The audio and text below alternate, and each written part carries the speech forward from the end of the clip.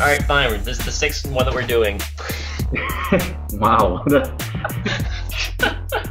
what an enthusiastic intro. Let's get this over with.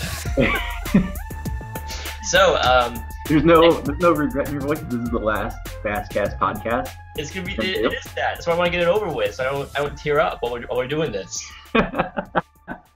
Okay, fine. So next week, Furious 7 comes out, so we're making this podcast in preparation for that. Joe, the movie's been out for like 4 days. We can't go back in time and retroactively make this release before Furious 7 comes out. No, we're just way behind on our podcasting. No. So, Fastcast podcast, Fast and Furious 6 cast. Actually, it's just Furious 6 if we go by the opening credits. Okay, this is where they start getting really confusing with their titles. Because now the opening credits are disagreeing with what the quote unquote official title is. And that's something that Furious 7 keeps up, although we'll talk about that. Yeah. On that podcast. Yeah. So just to let everyone know, at this point, actually, Nick and I have both seen Furious 7. So this is one of the first ones where we're talking about the movie while knowing full well what happens afterwards or comes after. That happened to me early on when I was watching them, and you were so far behind. But this is a new thing for me, Nick. I'm not behind for once. I'm ahead. Just don't get the two movies confused. What's that? Just don't get the two movies confused. I really hope I won't, because I saw Furious 7 actually. What was day before yesterday, and it's been like over a week since I saw Fast and Furious 6. So I actually am a tad worried that I'm getting the two of them confused, but I just watched the trailer, got a refresher course to make sure I don't reference scenes that are in the seventh one instead of this one. So I think I'm good to go. Yep, because we all know this is the one where Paul Walker dies, and Furious 7 is the one where Vin Diesel dies. Exactly, and Fast and Furious 8 is going to be the one where Lucas Black becomes the new Vin Diesel / Paul Walker character. They just fill him up with Nas, and he just gets huge. So, Furious 6, I guess, if you really want to call it that. This came right after Fast 5, which kind of blew us away. Yes, Fast 5 is the high water mark of the franchise, and I still think it is. Yeah, and Fast and Furious 6 has a lot to live up to. Yes, and it doesn't. No, it doesn't. But not. Well, it's funny because when I finished it, I liked the movie a lot, and actually, I think there's some parts of the movie that are some of the franchise best moments, and we'll get to them eventually. But yeah, I don't know if it was just that like Fast 5 was so good, so it felt like it was one of those movies where I didn't know if I was rating it lower because Fast 5 was so good, and if it wasn't connected to Fast 5, I would have thought of it better, or what. There were a lot of things I think contribute to that. I don't know if you want to get into them now or just kind of like start at the beginning of the movie and just kind of work our way forward. Yeah, well, let's see. Basically, Fast 5 ended with they brought the whole team back together. They're millionaires, and they moved out, and Paul Walker is basically starting a family. It's implied he's like, oh, okay, I'm settling down or whatever. No reason to get the team back together. And then in this one, they bring a reason to get the whole team back together, which I actually thought was fairly clever in their own right, because I couldn't see really anything else that would drag everyone else into this. And they kind of address that too, that there's really no reason for them to want to get back into the business, but they do anyway. Yeah, I thought it was pretty plausible, especially since and the way the movie ends with them back at the house from the first movie is that these characters kind of like home is such a big part of them. They want to be able to go back to it, even though they're pretty content to live their lives as millionaires in I don't know where. Where are they in the beginning of the movie? I don't even remember. Where does the movie technically open? I don't know, but they're happy there. But I think they all would rather go back home. So I think in keeping in line with the movie's themes of like family and keeping everyone together, I think that's a reasonable thing for them to fight for in this movie is to get pardons and be able to go back home. Yeah, except for Tyrese doesn't have his jet anymore, his bitchin' jet. No, no, wait, that's in this movie. That is, in Fast and Furious 6. Yeah, it's Roman bitches. Yeah, I love that. That was I remember because you saw this before me and you texted me and were like, there's a line that's really funny that I don't want to spoil, but it's like a text based humor. And as soon as I saw that, I was like, that's got to be what Joe's referencing. It's Roman bitches, just like painted on the side of an airplane. Yeah, which while we're talking about kind of the opening, is you kind of have to have they kind of have another more abridged version of the getting the team back together that they did in Fast Five, and I love it because what my favorite and least favorite thing about this movie is the whole Han and Giselle subplot because I I really like those characters and I really like them together. Um, and so this movie just kind of devastated me by the end. But I love how in the beginning they're just like, I thought they were in Hong Kong, but I guess they weren't. Um, No, I'm not sure where they were. They're basically everywhere except for Tokyo. yeah, because it makes it seem like they're there, but then in the end, Honda's like, "Oh, I'm finally gonna go to Tokyo."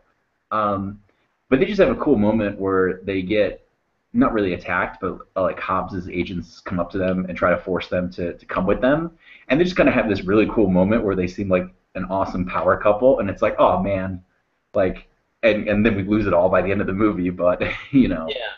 Well, here's the thing. Here's the thing is that me personally, I never really remembered a whole lot about Giselle, or didn't really take note of her for some reason. I mean, like the scenes that she's in, she's really good. But I think part of the thing about the movie being kind of a group movie about all these different characters, Han is certainly one of the strongest characters in there. But for some reason, I just keep forgetting about the whole romance thing they had going on until the end of the movie, where it really comes into play and becomes kind of a defining character moment for him. Um, but I don't know. I don't know. This was actually the first one where I feel like they had the whole team back together, but I was starting to kind of forget people weren't there when they weren't on screen. I don't know if it's just I don't know if it's just me, but I mean, no, like I actually think really, that really? there are a couple constant problems that I have with the movie, but I think one of them is that there are so many characters in this movie that basically the whole plot of the movie is the Fast and Furious team versus the evil Fast and Furious team, which reminded me of like so many cartoon shows I watched like in the 90s where they would always have that episode where like you would have the group of characters that are the leads, but then you would meet like the mirror version of them. And that's kind of what they do in this movie, which is kind of like funny in its own ridiculous way, but you never get any chance to know the evil Fast and Furious team. Which was a big problem for me. I was like really looking forward to that when Roman's referencing that, like, oh look, it's like the evil version of ourselves. I'm like, oh, awesome. You Yeah, barely even see them. and so it's a weird, we talked about in the last one how kind of like the franchise is built up and bringing back all these characters, and it's almost in this one, it's almost like they reached the maximum capacity for characters that you could have, like returning characters that you could have, and not being able to develop new ones because there isn't really anyone. The only new person that I would say, or there are two of them, but for different reasons, like Luke Evans as Owen Shaw. I think he gets a pretty fair shake in the movie, but that's because he's not a very physical villain. He's more intellectual and dialogue based. So he's got some great scenes where he's talking to other characters, and that kind of gets you into his psyche. And in that respect, I think he's actually probably the best villain we've had so far in the franchise. And then the other character that stands out is Gina Carano, but that's mostly because she's Gina Carano and is just awesome at fighting. And she's with The Rock the whole time, so she's always there. So you never really forget. Like if the other character's on screen, chances are she's going to be right next to them. So that's more of like you don't forget of her just because of her proximity.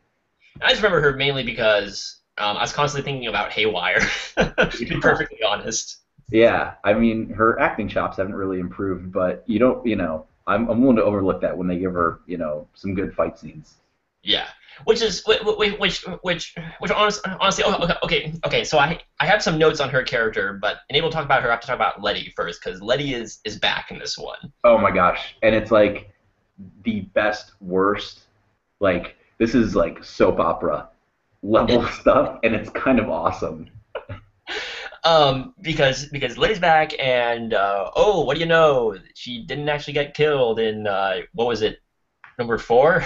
Yeah. But she lost her memory and she got indoctrinated by Luke Evans and his team.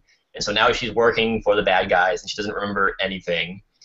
But Vin Diesel keeps on trying to win her over by staring deeply into her eyes and Yes. convincing her that she's a good person. Yeah. It's funny. I wish I'd written it down because I thought of like an alternate way they could have brought her back without doing the amnesia thing. Because the amnesia thing, like I said, like it sounds like a soap opera. That's like the old plot contrivance that they would use if they wanted to bring back a character that they thought was dead. And I can't remember what it was, but I feel like there was. I don't know. I feel like there was a way to do it and still make it work. Like she didn't have to have amnesia. She just would have like had to have been like brought back and just I don't know. I feel like there's another way they could have done it without just going the amnesia route. Yeah, like even something as simple as just having the Luke Evans just had her kidnapped and was just holding her for leverage against Vin Diesel or something. Oh yeah, yeah, yeah, yeah. They could have done that or something. I don't know. Or Uh, maybe, or maybe she was actually dead, but Luke Evans skinned her and wore her skin sometimes. My now, version of the movie would now have I'm been, thinking of the Silence of the Lamb meets Fast and Furious. dude, I want Anthony Hopkins to be a villain in this series so bad. Just like Anthony Hopkins in like a really sweet car. Oh, so that would be awesome. But just some other notes, kind of in general, that I think I don't know if Europe is right for this franchise because like every other location we've been to, it's very warm, it's very bright, sunny, exotic. But like Europe, a lot of this movie is at nighttime, which there's a lot of nighttime in the other movies too. But like in Tokyo Drift, like you have the neon lights and stuff like that. But this one almost kind of had a similar problem to what I had with the fourth movie, which is it kind of gets a little self serious at times, and I feel like that mixed with the nighttime, mixed with being in Europe, just was kind of one of those things that was kind of like, okay, it doesn't feel as fun as Fast Five or the first one or the second one or one of those things. Well, yeah. That's the thing is that it still hasn't come down to the level of uh, Fast and Furious, the fourth one. Yeah, Yeah, because that one I do agree was it was feeling like it was trying to be a little bit too grounded in being taken seriously as an action movie. This one of the things that I felt like elevated it above that at least was that they had some ridiculous stunts in here still, which were fantastic. Some of these action yes, scenes are some of the highlights of the franchise so far, and the characters are still true to what we know them to be as. Like Roman is back and better than ever. Dwayne Johnson has some fantastic moments. One of my favorite moments with him is when he shoots open the candy, the vending machine, because he's annoyed at Roman interrupting his meeting, yeah. basically. But it's still fun. But I can see how it can get bogged down in kind of like the darkness and even some of the Vin Diesel and Letty stuff felt like it dragged the movie down a little bit and be like, oh, okay, you're trying to take yourself a little bit too seriously now. Calm Yeah. down. Another problem I had is that we've talked about how all these movies technically take place before Tokyo Drift, and Furious 7 is the first one that, for the most part, takes place afterwards.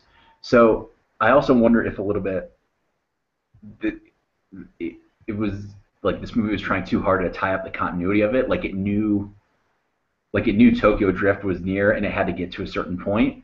So like that's why I almost feel like, oh, like Han has to get to Tokyo and he has to die, so we have this thing with him and Giselle, so then we have to kind of like get that taken care of. And I don't know, it was just one of those things where it was like, again, I think it goes to the whole thing of like having all these characters together in the movie where it felt like there was almost too much of reliance on past characters and stuff, and you weren't allowed to really develop a lot of new stuff. Uh, Hmm. yeah. Well, I felt like, and I don't know how you feel about this, but I felt like they didn't even really need to address Giselle's absence in Tokyo Drift because I felt like it's perfectly plausible that he would have gone into Tokyo and something would have happened and they just wouldn't be together anymore, or she died in Tokyo, or something along those lines.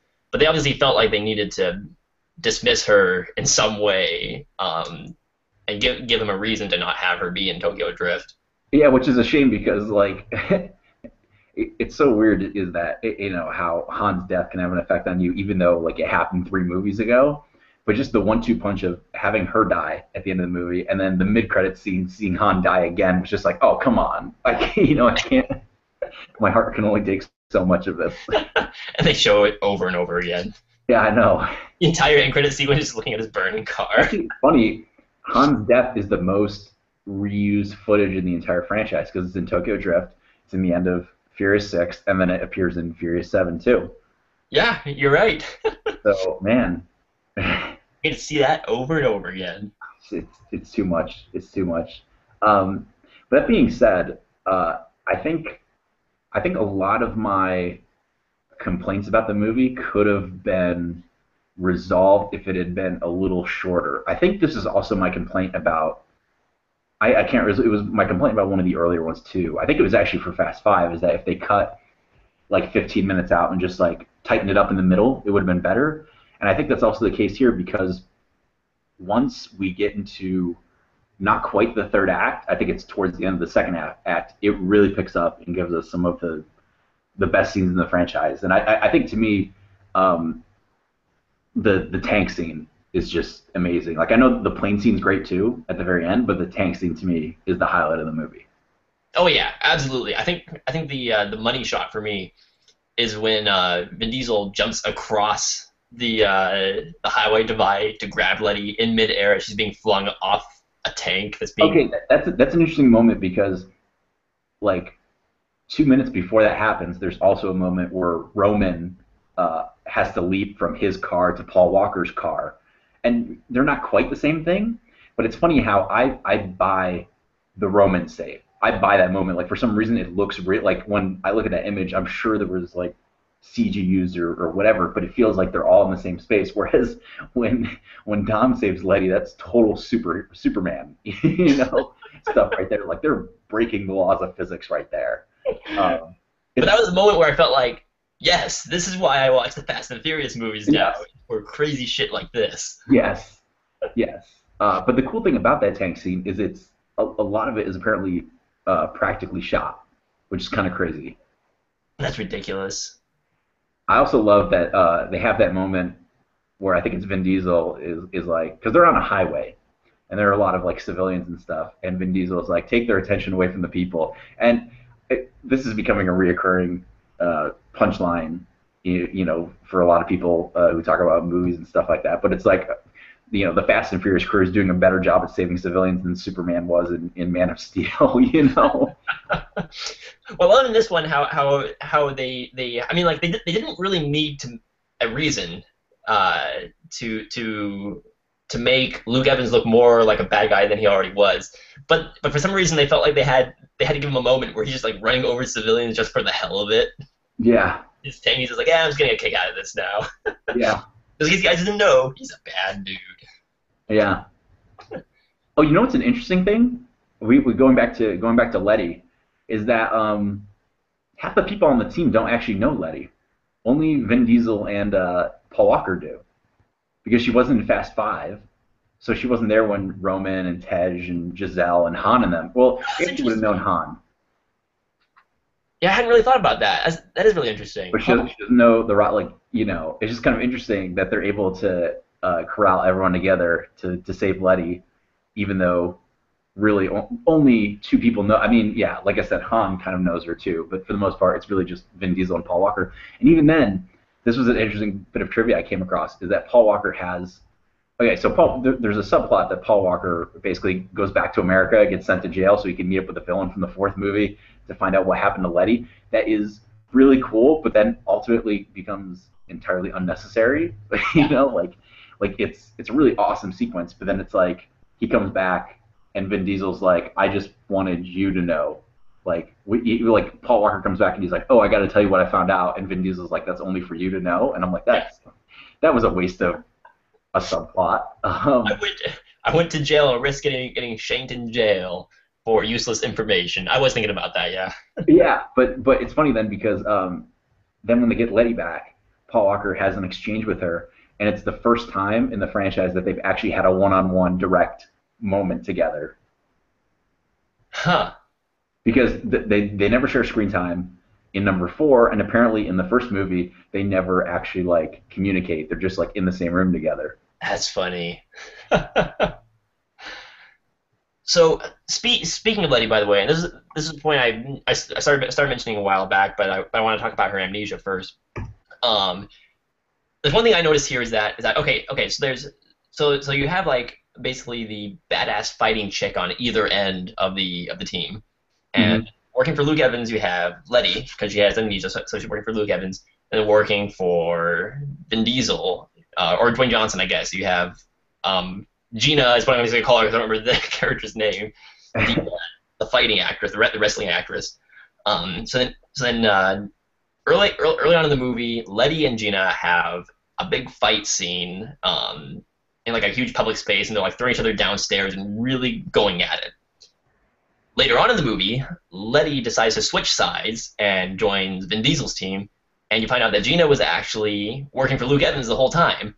And then they have another one-on-one fight scene between the two of them, but they're fighting for the opposite teams. Yeah. Towards the end of the movie. But then I was thinking about that. I was like, oh, that's kind of funny. But I was like, wait, that doesn't make sense because why would Gina have been going after Letty so hard if they were technically working on the same team, even if Letty didn't know it? Why was she like throwing her down flights of stairs and risking killing her and stuff? Well, she was. Hang on a sec. So Gina? Yeah, Gina Carano was chasing Letty, or was Letty chasing Gina Carano in that scene? Gina Carano was chasing Letty in that scene. Okay, yeah. Then that kind of doesn't make any sense. But I was like, just let her go, pretend that she got away or something. I don't know. I thought it was kind of funny. I also thought it was funny how they had two fight scenes working for two different teams at different points in the movie. yeah. So Um, Let me see. I'm looking at my notes to see if there's anything else um, we forgot to mention. Oh, I wish they'd give Mia something to do. I feel like the most she ever had to do was at the very end of the fourth movie and the very beginning of the fifth movie, and then they were like, "Oh, you're pregnant," like nothing else. just because like I felt like she could have been totally capable because like she's Dom's sister. She grew up like you know. She's got a kid, Nick. She has to watch the kid. Well, I know now she does, but it's like you could have given her more to do in like the fourth movie and the fifth. Like I don't know. They should have had Paul Walker stay home in this one and have Mia go on the adventures in the new one. Stay at home dad. Oh, Paul Walker. Yeah, I do love going back. I was talking about how Luke Evans kind of has these great dialogue moments. There's a great moment where he's talking to Vin Diesel, and he basically sums up the whole franchise of how he's like, you started off as like street racers, and now you're here, and it's like, I love it when the franchise goes meta on that level, and is like, yeah, we can't believe we got here either. We're still doing this crazy shit. We're doing even crazier now. Yeah. I want to see There's Ludacris some come back dialogue. with his afro in one of the movies. Wait, say that again. I want to see Ludacris come back with his afro in one of the Oh, movies. that'd be amazing. I don't think it's gonna happen though. Speaking of Ludacris, there were two lines of his that I wrote down, and both of them I was kind of mad at. One because the line was bad, and two because they had like, when like you think a line is gonna go somewhere and then they avoid it, and it's like, oh come on, you should have just gone for it. Yeah. So that one is he has a line that goes, "Let's play this fast and clean," and I was like, come on, we don't want to hear you say, "Let's play this fast and furious." And then the other one, I don't even remember what the context was, but it was your voice just went from Shaggy to Scooby Doo. I I have no idea what the context was. I've completely forgotten, but I think that might be the worst line in the entire franchise. Well, as far as that fast and clean line goes, there's a line like that in Furious 7 also, and this was in the trailer I think also, where I felt like they should have gone there, where he says at one point, Vin Diesel is like, this time it ain't only about being fast. Oh yeah, I was like, And Yeah, I know. They're waiting till Call they're waiting till Fast and Furious X to do that. this time we need to drive fast and fear something else. Fascinating. um, They should what have a else? character say that. It's time to drive fast and angry. Yeah. Um, there was that really unnecessary moment with like that British fop or whatever, the car guy. They had like the whole undressing gag that never really paid off. Yeah, That was weird to me. that was only to have a I don't know a It was thing. like there was an interesting article or an interesting comment thread on Reddit, which was like, what's the difference between like Michael Bay movies and the Fast and Furious? And people were like going back and forth. I feel like this is the closest we've ever gotten to a Michael Bay humor moment in the Fast and Furious, where it's like at the expense of someone else because they basically humiliate the guy by making him undress, and it's just like I don't know. It just didn't feel like it had a payoff at all. Yeah, it was just some snobby asshole that I made undress, and that's where the scene went. Yeah. Yeah, I mean like to be fair, this movie, I feel like we've been trash talking this movie a lot, but it isn't a bad entry if you No, ask. it's not. No, it's not. And actually, I've been thinking about it a lot about um, where this ranks in the series for me. And I don't know if you want to at the end of this episode kind of do a preliminary ranking without Furious Seven or wait until we talk about Furious Seven. But because I think this one is on the upper end of the spectrum, and I think really all of my complaints about the movie are just because Fast Five was so awesome. Because this movie I think does have it definitely has an amazing save in the end when you have the tank scene and then you followed it up with the airplane sequence. It's just I feel like the middle of the movie just doesn't, I don't know. The middle of the movie I think needs to be tighter so like all the complaints that I had don't feel as heavily, influencing. Yeah, well, here's one thing that I had a problem with, and this is a problem I foresee them having in future films also, unless they want to change things up again.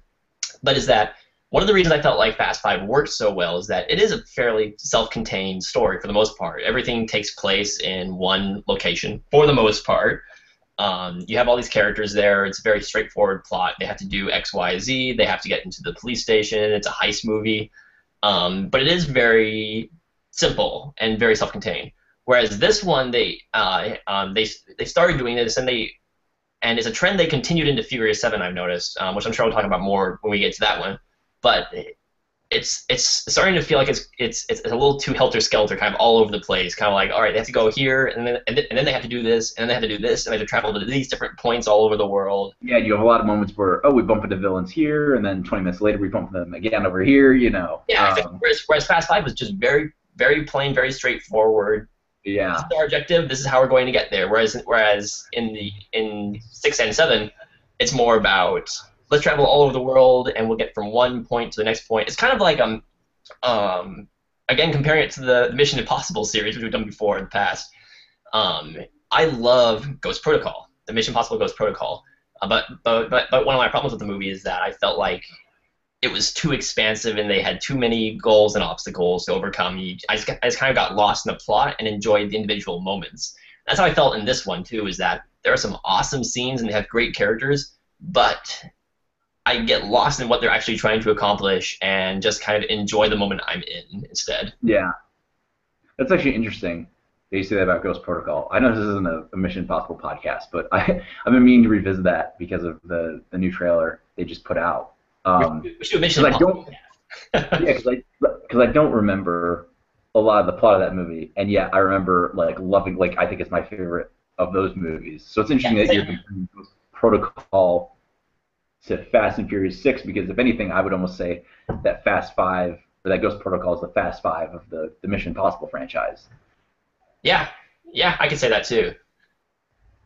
So I don't know. I don't know. It's really interesting. It's the Fast and the Furious franchise. I feel like it's trying to become a a more modern action movie franchise, which that's always what it's kind of been. It's always reflected the time that it's in, and that's what it's doing now. It's being reflective of the kind of movies that are out today. Yeah. I mean, yeah. I mean, this is this is the first one where we go into superhero territory. You know. You will believe Vin Diesel can fly. Yeah. All right. So why don't we wrap it up and talk about the ending? Okay. And well, I'll say the actual official ending of the movie because there was something funny I kind of noticed because they have this great moment when all is said and done and they're back at the house for the first time since. I mean, the house is in the fourth one, but I feel like we haven't seen the house kind of in this way since the first movie. Um, and they're on the backyard, and Hobbs comes up and he goes, "Hey, you guys are free now."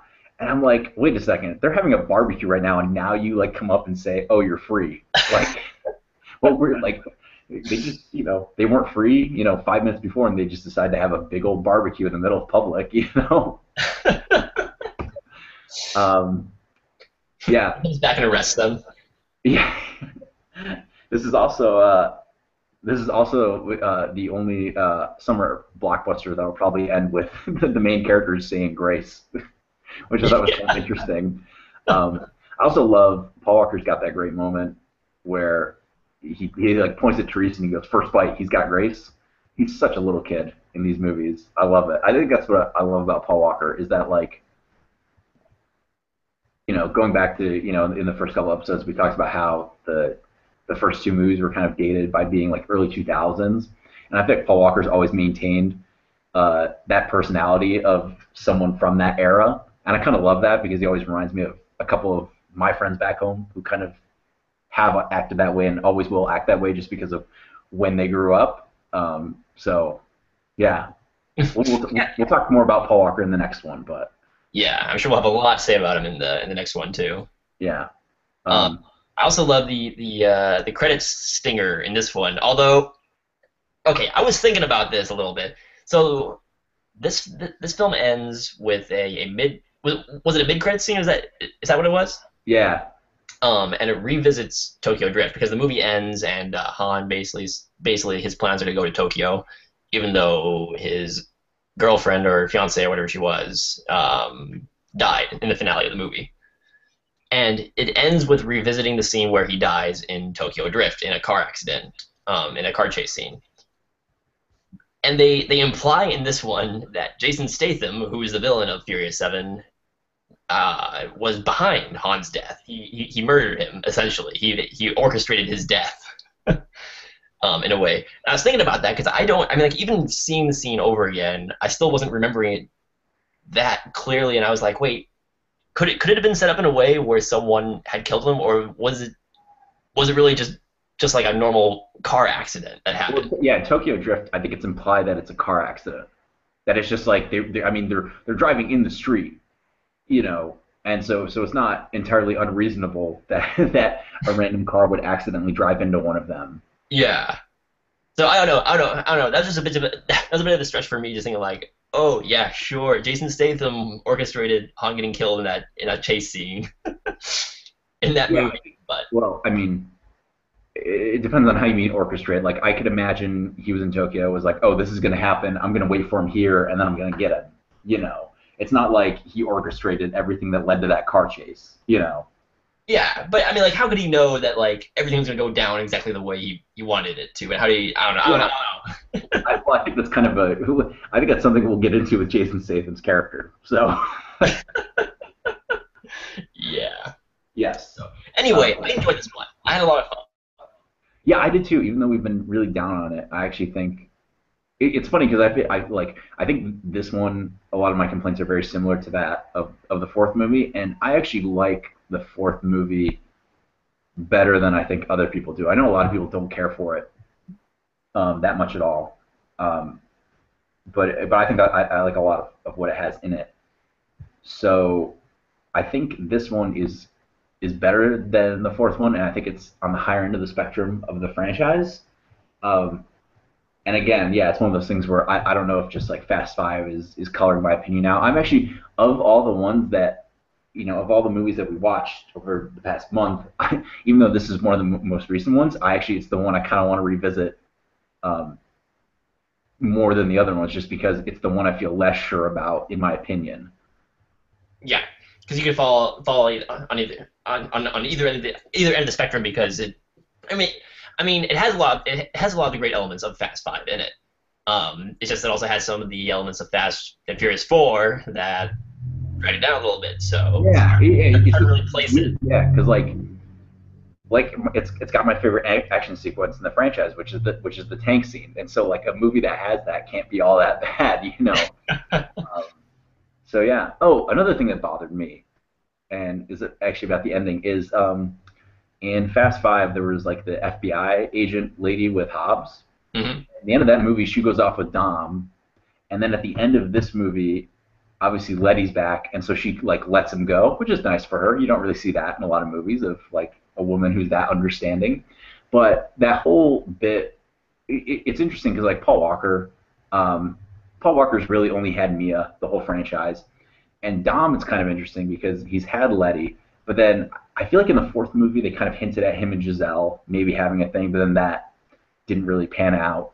And then in Fast Five and Fast Six they tried to give him Elena, and it just feels like one of those things where like, oh, we had this idea. It goes back to the whole idea of like trying to wrap up continuity. It's like, oh, we have this idea, like Letty's gone, let's give Dom someone else to be with, and then they're like, oh wait, we have to kind of like back up and figure out how to get him out of away from this girl and back to his original girl, and it felt it felt a lot like the writing on the later seasons of Dexter, where it felt like they were making choices and then immediately regretting them and then trying to fix them, and it was just kind of like, what are we, like, well, yeah, this one just doesn't feel as smooth. I feel like each of the ones there's a forward progression, and this one felt like, again, I said it before, but trying to wrap up continuity before we get to the modern timeline of Tokyo Drift.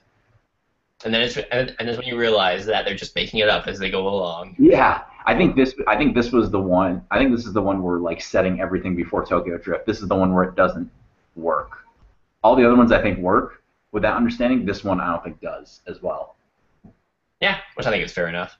Yeah. So that's all I had to say. Cool. Yeah, so I guess that wraps up our Fastcast podcast. Do we want to rank the movies now or wait till we talk about Fast Sevens? Because this is technically the last Fastcast episode, so It we got to is. give it some kind of closure. I think we can go ahead and rank it now. I don't know how quote unquote official is going to be for me, but I can. Yeah. So start from the bottom and go to the top. Okay. Um. Alrighty. I guess I'll go with my. Should we list them off all at once, or should we go like my least favorite, your least favorite, or how do you want to do this? Yeah, you just go all at once. Okay. I guess looking at these, I guess I probably still put Fast and Furious, the fourth one. I probably put that one at the bottom for me, honestly. Interesting. Yeah, least memorable in pretty much all aspects. After that, I put Tokyo Drift. Then I probably go. It's a lot of fun, but I have to put Too Fast, Too Furious next up there. Just quality wise, it's just a kind of a terrible movie. Then I put the sixth one after that, and then first one Fast and Furious, second best, and then I put Fast Five as my favorite. Your your ranking is not entirely close to mine, but kind of. I think my bottom one would be Tokyo Drift. Um, they keep trying to make this one relevant, but the movie itself just isn't as interesting. I still think that movie would be way better. It's almost like I almost wish they had made Fast and Furious 6 and then they remade Tokyo Drift, but like had it from Han's perspective. Because that just would have been a way better movie. So Tokyo Drift is at the bottom for me. Then Too Fast, Too Furious. Then Fast and Furious, the fourth one. And then, this is where it gets tough because this is why I wanted to rewatch Fast and Furious 6 because it's either the Fast and the Furious or Fast and Furious 6. So one of those two they get swapped between the 2 and 3 position. And then number one is Fast 5. Obviously. Obviously. And then in our next podcast, we'll talk about where Furious 7 falls in Yes. all for us as well. So stay tuned, I guess. Alrighty, so that concludes our Fastcast podcast. Yeah, We're done. I we're mean, done. Go to ashlerbox.com for more stuff. this is cool. I'm kind of glad we did this. I don't know if or when or what we'll do more of these kinds of things. Like it would be, I don't know if there's like another franchise because like the whole reason we did this is because Furious 7 looked really good, and we were like, well, it's about time we got into these movies, so let's just like do this together. And I can't think of another franchise or something. Like I could imagine. Not with obviously it's too late with Age of Ultron coming up, and maybe when like Infinity War comes out, I could imagine like doing a revisit of all like the Marvel movies. But yeah, I would be interested to do another spin-off podcast down the road. I just don't know what. We can do it for when Neil Blomkamp's Alien movie comes out. Do all the Alien movies plus the AVP movies plus Prometheus. That would actually be kind of interesting because I know, especially if we get Paul involved in that, I know we kind of all have differing views on some of the Alien movies. That actually might be an interesting one to do. But we'll have to wait and see what we do. We'll see. Alrighty, that concludes our broadcast day. Take it easy, folks.